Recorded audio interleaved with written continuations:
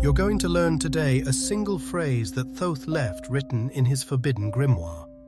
And when you say this phrase, just once, your body will respond.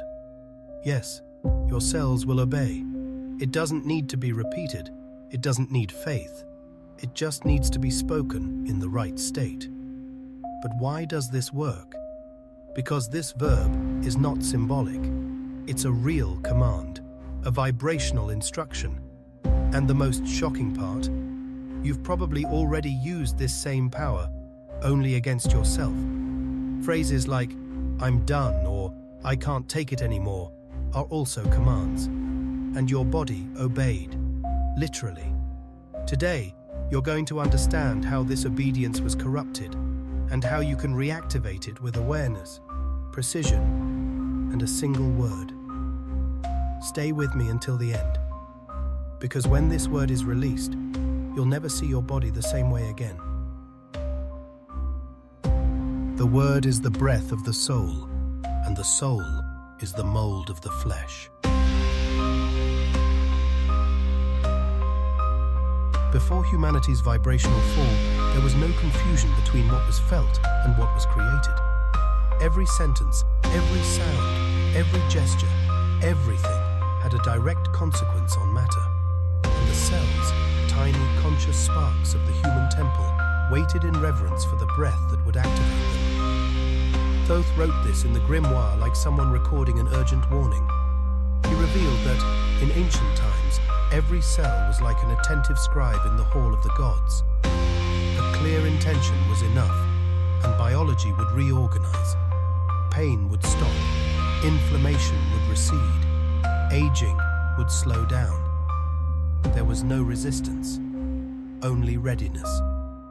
Because the body knew, one who commands with awareness never fails the decree. But over time, something was lost.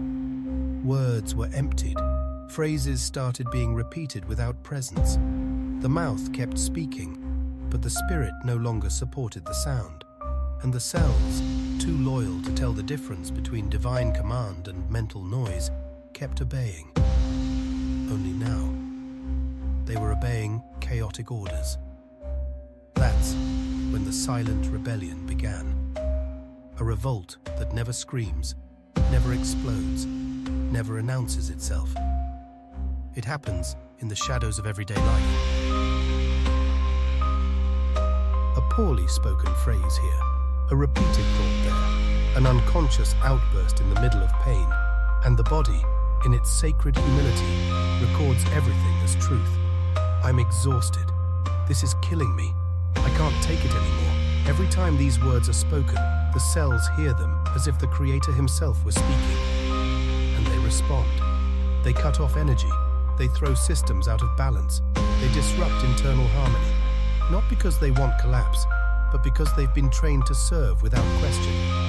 Thoth was clear when he wrote, "Humanity didn't fall ill by accident. It fell ill by repetition. It repeated the wrong phrases. It repeated unresolved feelings. It repeated self-destructive thoughts.